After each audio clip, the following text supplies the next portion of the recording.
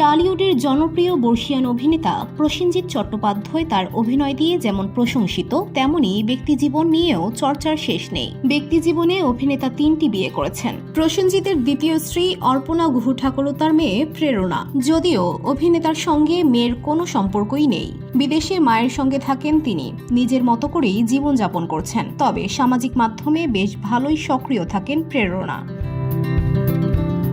বন্ধুর সঙ্গে রোম্যান্স করছেন প্রসেনজিৎ কন্যা। ঘটনা 2002 সালের। প্রসেনজিৎ অর্পণা গুহুর সংসার ভাঙে, যেখানে প্রেরণার বয়স মাত্র 1 বছর।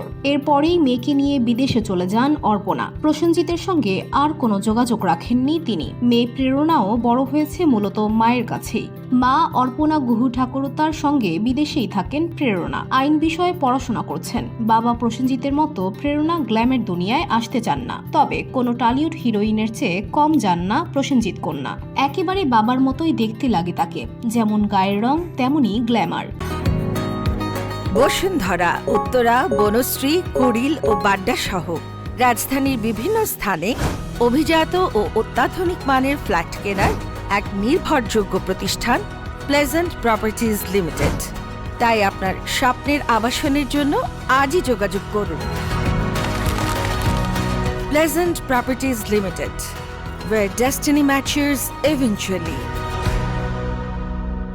2 বছর আগেই কলকাতায় এসেছিলেন প্রেরণা। সেই সময় ফুফু পল্লবী চট্টোপাধ্যায়ের সঙ্গে দেখা করেন তিনি।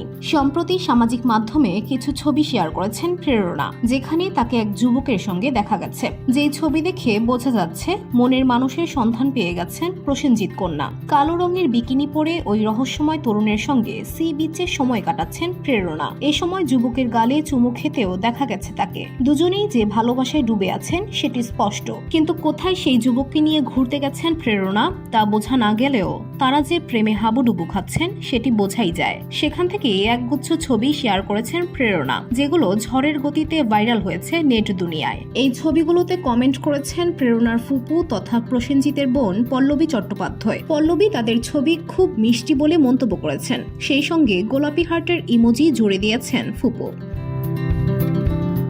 VOD Bangla news desk.